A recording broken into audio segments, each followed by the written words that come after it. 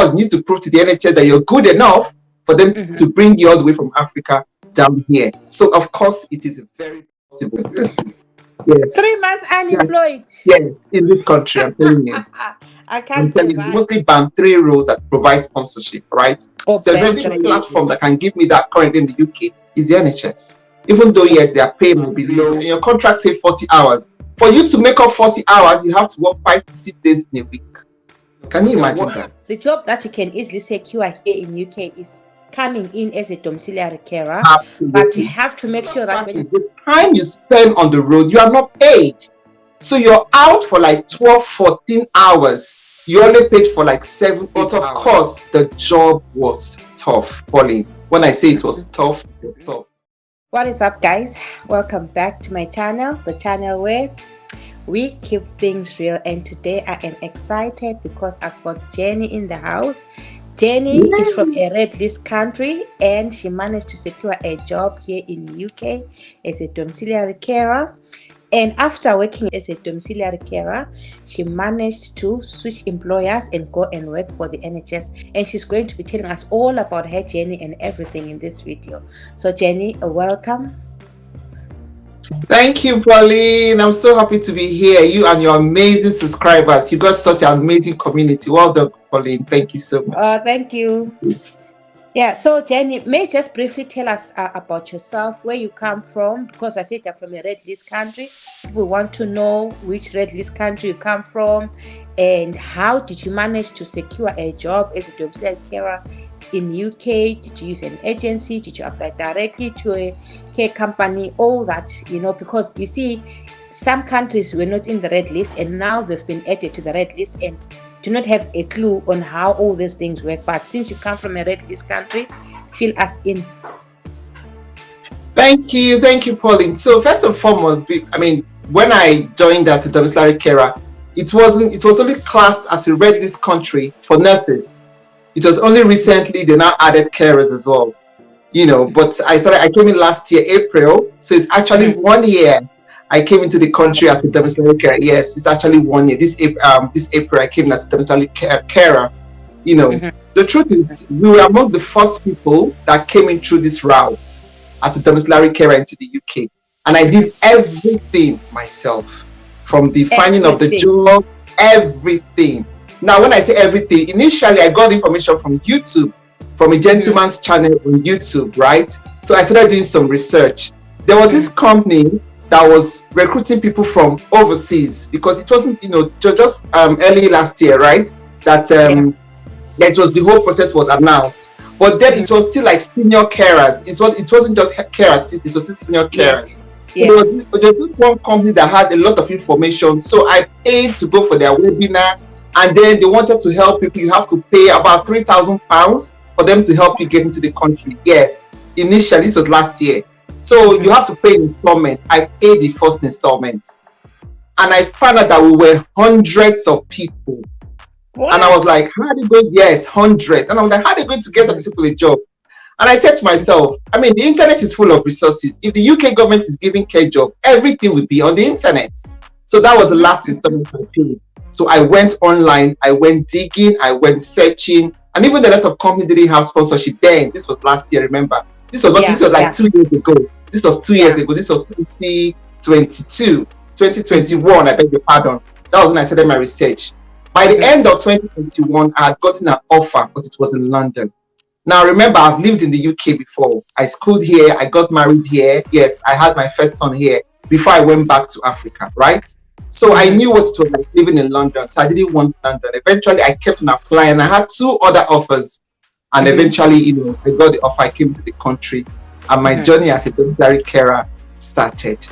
So that was how I started the whole journey to come. But I did everything eventually by myself. The application, the interview, everything was available on the internet. You just have to dig and dig and dig. But now, in fact, we have more information thanks to people like you, Pauline. Thank you.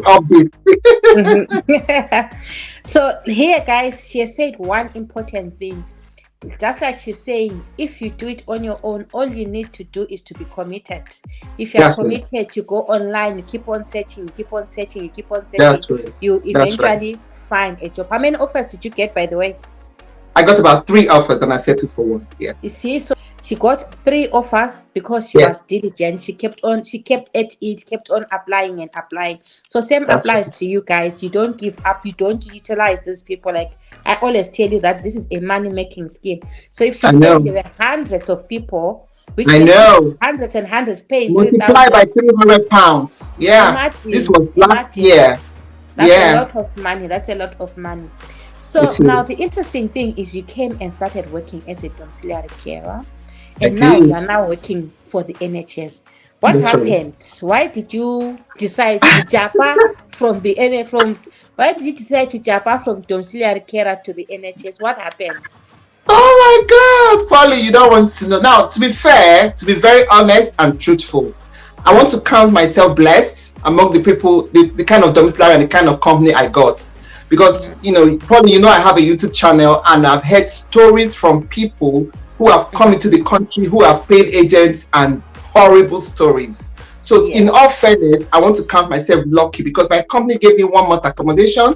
My company also Wow. gave me a car. Yes, they were fueling the car. But of course, the job was tough, Pauline. When I say it was tough, it was Mm-hmm. tough. I came in alone because I wanted to face, I didn't want to come in with my children. I understood what I was coming to do as a domiciliary carer. But Mm-hmm. now doing it, it's a total different game. You have to leave the house by before 6 o'clock to get to your first client. You have to be on the road. Sometimes you don't get home until about 10 p.m. If you have a family, how are you going to cope? It's almost impossible. You Okay. know, it was hard work.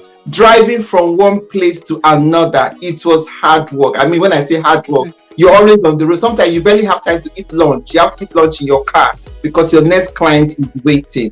But like I said, I count myself lucky because I always try to look at the positive side because I've heard so many negative stories of domiciliary care. It was hard work. Some employers were horrible. I was lucky. And because I also knew my rights, there were things I couldn't take from my employer. That's the truth. Mm-hmm. Things I Mm-hmm. felt were not working for me. I went to my employer. We sat down. I'm like, no, this is not working. This cannot work. This is not in my contract. And everybody had to make adjustments. And that's what I also Yeah. say to people. If things are not working, see that this is a country that everybody is free. You know, it's a country that is not like where we're coming Yeah. from, where Mm-hmm. people can get away with things. No.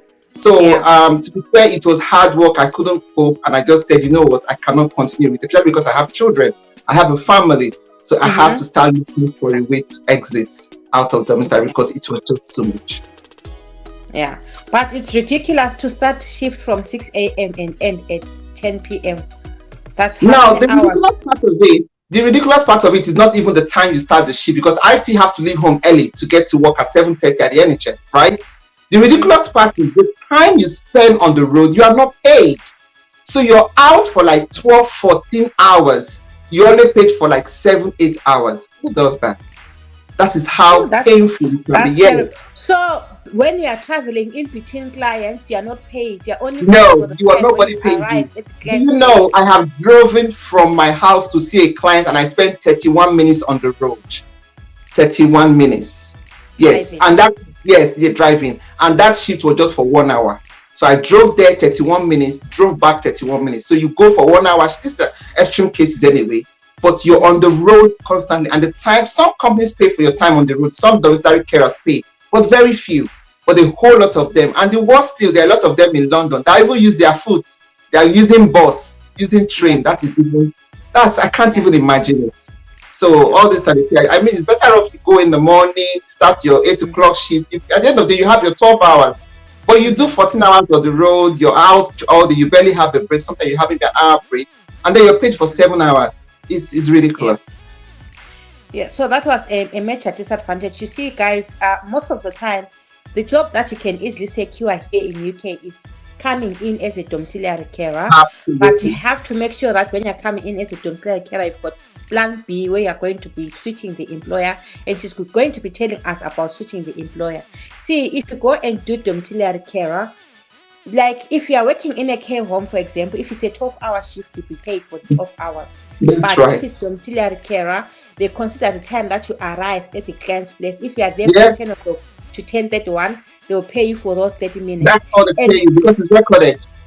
yeah, and then in between the hours, whether I spend 6 hours or 7 hours on the road, It they doesn't don't concern pay you anybody. for the 7 hours. You only be That's paid right. for the time when you are with the client. which is ridiculous in my own It is. opinion. It Yeah. is. Yeah, because which means you are not being paid for 12 hours every day. No, you're And not at only the end paying of for the 12 week, if hours. you're only No, paid for 5 hours and you're working 3 days a week, how much money are you you going don't to even make at work. the end of And the the month? funny part is, sometimes you have your contract, right? And your contract say 40 hours. For you to make up 40 hours, you have to work 5 to 6 days in a week. Can you imagine that? What? Yes, you No, have to work four that's to five days. You're driving 4 to, by the time you come back home, you're shattered.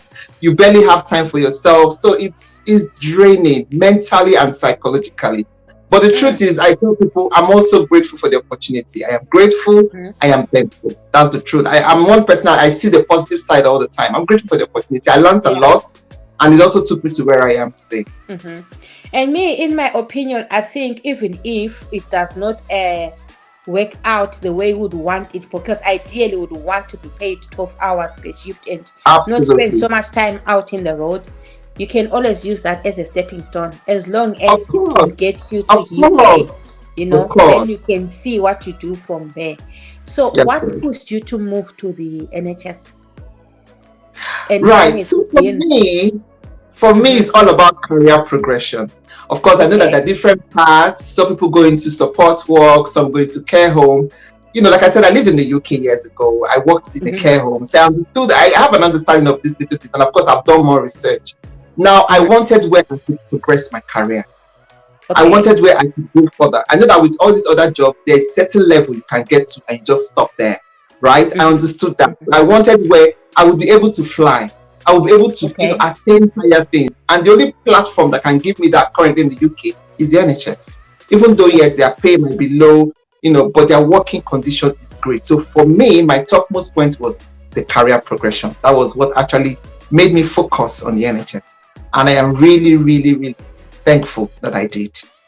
All right, that's great. So you are saying the pay is low in the NHS. How much are carers getting an hour? So when I say low, I'm comparing. When I say low, looking at nurses pay in the NHS is quite low. For carers, I would say, like for now, I'm being paid about £11, 10 pence per hour, which is about £1 higher than what I was being paid. But if you want to compare it to what agencies are being paid doing the same job as me, oh my God, the difference is so much. But like I said, your opportunity is just amazing. It's just amazing being with people.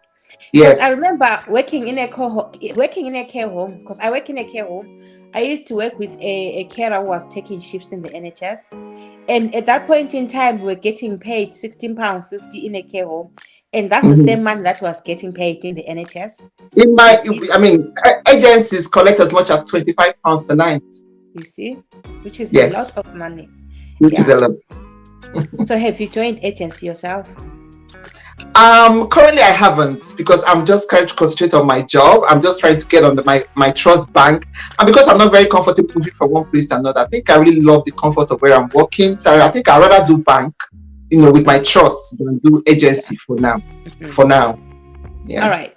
So was it difficult for you to switch employers? Like, a lot of people really want to find out how it is, the whole process of switching employers. Can you just briefly tell us on how you managed to switch employers when you're now here in UK? The whole process. Okay, so I've given a detailed video on my channel. Pauline, I hope you'll be able to put the link on your channel. I've given the whole process. But for me, switching from my previous, in fact, for me, getting a job in NHS, for me, it was, I won't say it was tough, because of course I had about more than 3-4 interviews. In fact, at some point I said I got a nurse associate role.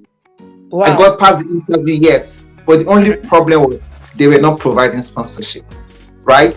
So they weren't providing for nurse associates. But eventually I got interviews, here and there. One of them was band 2, and that's a mistake some of us make. We apply for band 2 roles. It is mostly band 3 roles that provide sponsorship, right? So eventually I got the band 3 role, the mental health trust.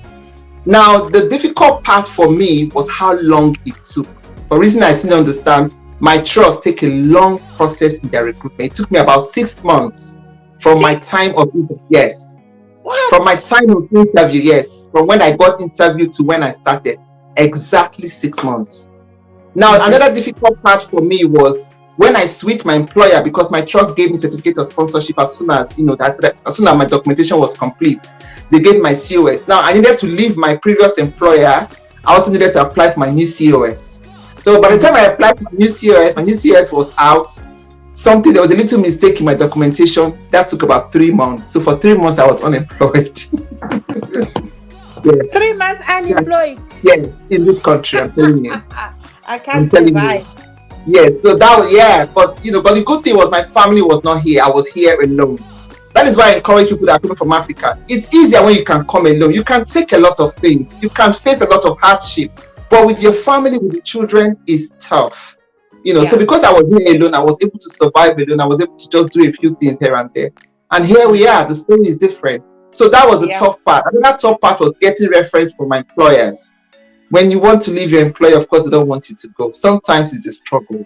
So I tell people, just ensure you have a good relationship with your employer so that by the time you're exiting, especially when they make payment for you, when they pay for your flight, pay for your COS and things like that. Mm-hmm. So you have to also know what your binding contract is. What is on your contract? What time are you, at what point if you want to exist, if you're meant to pay money back, these are things you want to consider that are in your contract. So for me, the process was seamless. The interview was great, applying and all that. It was just the migration process. Applying online was also, the whole information is on the UK website, how to change employers. Just basically putting your information, just the way you apply for your visa. Everything is quite seamless. And then I encourage people to pay for priority. By the end of 5 days, your new visa is out. Mm-hmm. Yeah, so, that was the whole process that I went through, but it's just a recruitment process that took quite a while. Mm-hmm. But here we are. And so far, it's been a blessing. That's good.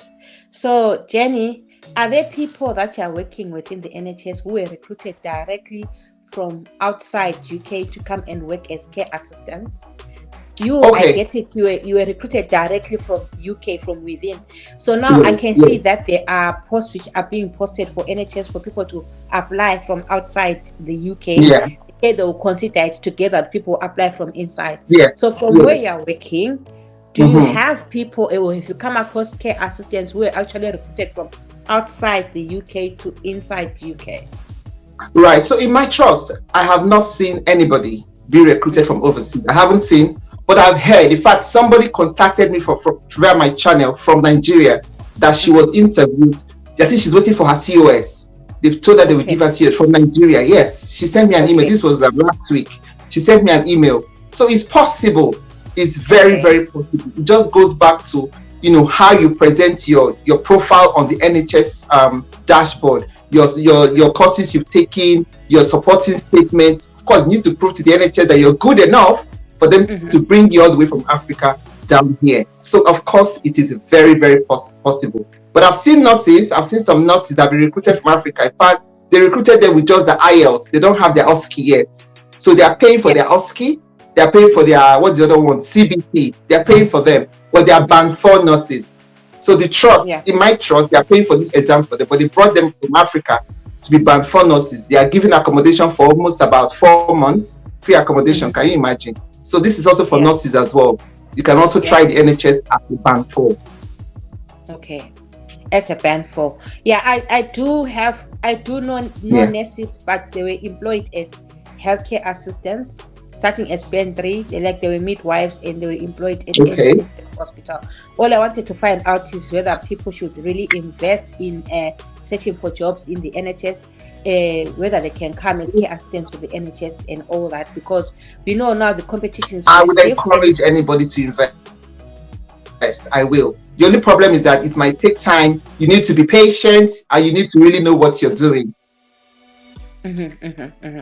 So now that you have changed and you're now working in the NHS, do you enjoy working in the NHS? What is the difference between working as a domiciliary carer and working as a healthcare assistant in the NHS?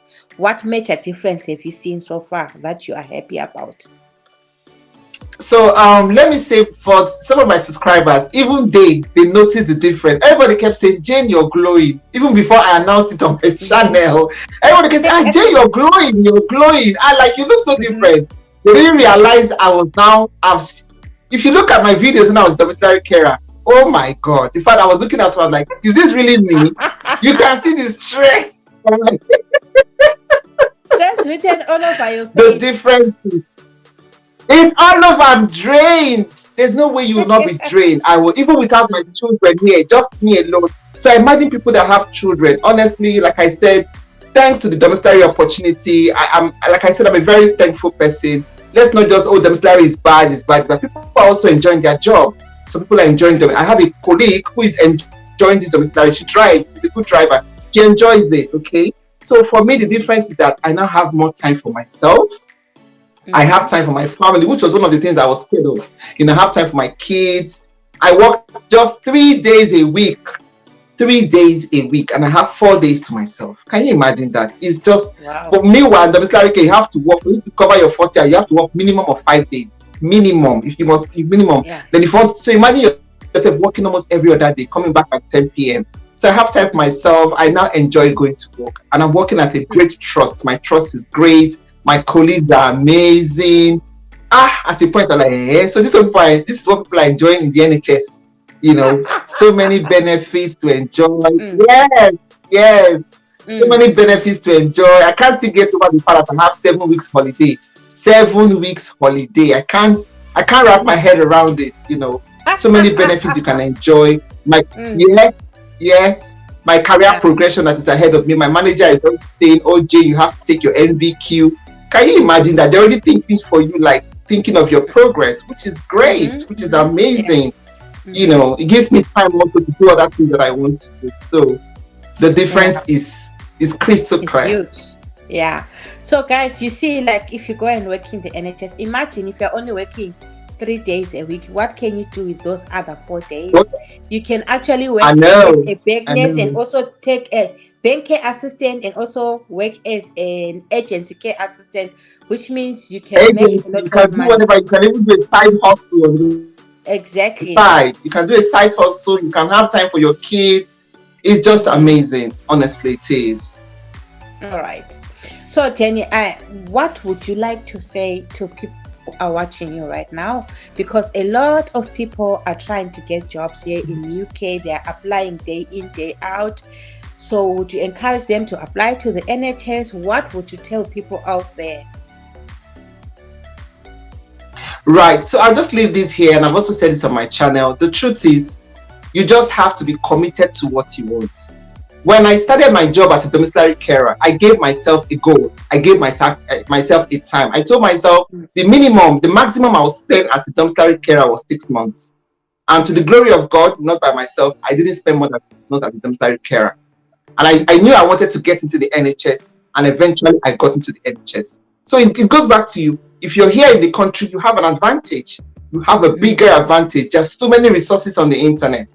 Pauline, you're doing an amazing job. A lot of YouTubers are doing an amazing job sharing information. So the information are there just for you to sit down and absorb this information and use it to your best use. Optimize your CV. NHS is your personal statement. You need to show why you should be the right person. Thousands of people are applying. The courses you took in your domiciliary is what will take you to the NHS. My employer made me take over 42 courses, different. I was complaining, but that was what got me my job in the NHS. Wow. All right. So don't decline your experience you're getting now. It is the experience you get as a domiciliary carer that is what will take you to where you want to go. So guys, this is just to encourage you. It is possible. See the NHS, the domiciliary care, as a stepping stone to where you want to go. And of course, as Africans, we didn't come here to play. Think ahead. Where do you want to be? So that's just my best advice. Yeah. And guys, like I want to be like Pauline. You want to okay. Where there's a will, there's a way. Oh yeah. Yes. So guys, the most important thing is when you're applying for these jobs, you do not give up on your dreams. I always say that. I know for now the competition is very, very, very stiff, but you just keep on pushing and pushing and pushing. There's always light at the end of the tunnel. I know that probably it's not everyone who's going to be employed. Yeah, and if it's not everyone who's not going to be employed, we always come and share different opportunities that you are going to use to come here to UK. And very soon I'll come and share more opportunities where anyone can apply, then you can look at and come and work, whether in UK or any other country. But the important thing is that you don't give up on your dream. If your dream is to look at overseas, Absolutely. keep pushing and pushing and pushing. So Jenny, we're very grateful that you came and shared this Absolutely. vital information with us. Thank And you. thank you so much for coming to my channel. I really appreciate. Guys, Jenny has got her own Thank channel, you. Jenny's Hub. I'm going to leave the link in the description box so that you go and check it out, and also subscribe to her channel. She shares content about relocation to overseas and everything that you need to know about living and working in UK, or how you can move from one employer to the other, or how you can get jobs here in the NHS. Jenny, you should do a video on how to write a personal statement for the NHS, because that is what people are struggling with. Understand? So do it, since you have done it before. Just do that video so that maybe you I've can done that inspire already. It's on yourself. my channel. I've done that Oh, you already. It's on my have? channel. I haven't seen it. So, guys, she's saying she's already done the video on her Absolutely. channel, and that is the most important thing that you need. Yes, I have. I have a Get video on my the job. channel already. I'll send the link to you. Yeah. Okay, so I'll link it in the description box. Any final words before we say goodbye to That's true. the lovely audience? I just want to say to my, to my fellow Africans over there, where there's a will, there is a way. All right, just keep pushing. If UK doesn't work, there's so many European countries that can also work. Canada is also doing a great job with caregivers. So guys, keep pushing. You can do it on your own. If you need help, you have people like Pauline, you have other YouTubers you can contact that will also guide you all the way. Thank you for having me, Pauline. Thank you so much. Thank you so much, and thank you so much for watching, guys. Don't forget to like, subscribe, and share, and turn on the notification bell so that you never miss any of my videos. Thank you so much for watching, guys. I will see you in my next video. Bye.